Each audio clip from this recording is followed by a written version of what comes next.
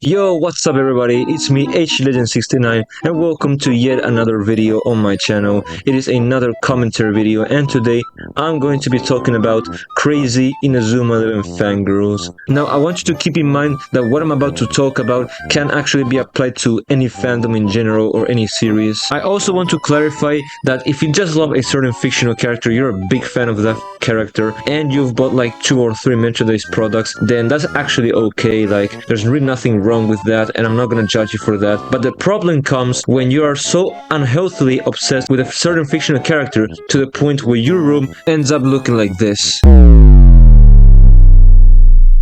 You know, sometimes I wonder how the fuck do they manage to fill their entire room with merch with their favorite fictional character. I don't know. Some of them buy the merch with their own money, and they actually have enough money to buy it without completely destroying their financial situation. Or they know it's gonna fuck up their financial situation, but they do it anyway. And some of them are actually spoiled kids with rich parents who don't really give a shit. It doesn't really matter, but the point here is that it's actually pretty weird to have your entire room filled with merch of a fictional character, because again, it just shows that you have a really concerning obsession with said fictional character. Heck, some of these people even have body pillows of these fictional characters in their rooms. Having a body pillow of a fictional character alone is already pretty weird. Now add the tons of merchandise products that they add in every corner of their bedroom, and it just makes the whole situation a lot weirder. While this obsession can just be mildly concerning, and at the end of the day, most of these people aren't really hurting anyone doing this, but this obsession can go from mildly concerning to toxic if the person goes out their way to harass or threaten anybody who makes any negative comment about the character or claims to be a bigger fan than anybody else. And you guys might be wondering, HD, I think you're making this up. I have never seen anybody harass or threaten anyone over a fictional character, at least in the Inazuma 11 community. Well, guess what? I did. I'm about to tell you guys a story of a real case of a crazy fangirl harassing and threatening a 13-year-old fangirl for saying that she loved Nathan Swift more than anyone. This happened like a year and a half ago. I was like 18 at the time. So sit back, relax, get your popcorn, because it's story time. So I was in an Inazuma 11 Discord, right? And I was hanging out with some friends there until a girl joined the server. For the sake of the storytelling, I'm going to name her Jennifer. So Jennifer said she was pretty new to Inazuma 11 and she found the server on the internet. Then we asked her what was her favorite character. So she said Nathan Swift. As a matter of fact, she had a Nathan Swift PFP on. So she started talking about how much she loved Nathan Swift and how she's the #1 fan. What she didn't know is that there was an actually mentally insane fangirl on the server, which I will name Rachel.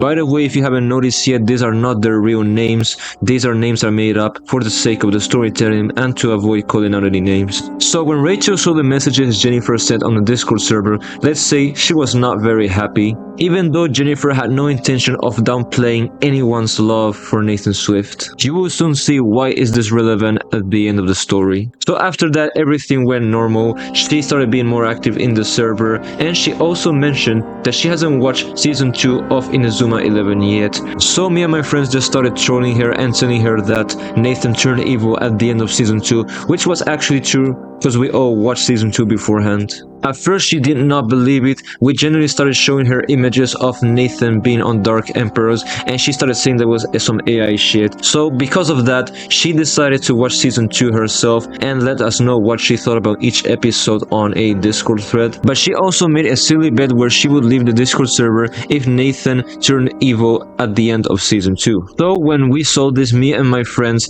knew that she was going to leave the Discord server as soon as she finished watching the entire season 2. At first we thought it was gonna be really funny when she finds out Nathan turned evil at the end of season 2. So the days passed as she was telling us her thoughts on each episode of the season 2 and each important moment. Now, when she reached the final episodes where Nathan would turn evil, she just said goodbye and left the server. And she never came back since, so we all thought she just wasn't interested in being in the server anymore, and we just moved on. Time skip to 3 or 4 months later, I was talking to someone who used to be Rachel's close friend, and she told me something that got me pretty shocked, to be honest. So she told me that the real reason why Jennifer left the Discord server was because Rachel was constantly harassing her and threatening her on DMs ever since she said she was Nathan Swift's #1 fan. It got to a point where Jennifer was no longer comfortable being in the server anymore as long as Rachel was also in the server. But she didn't want to talk about it, so she made the Nathan bit just to leave that server. Jennifer talked about all of this to this person, and the information ended up eventually reaching me like 3 or 4 months later. The crazy shit some people do over fictional characters, man. Anyways guys, that's it for this video. Please make sure to like and subscribe if you genuinely enjoy content like this, and I'll be seeing you guys on the next one. Peace out.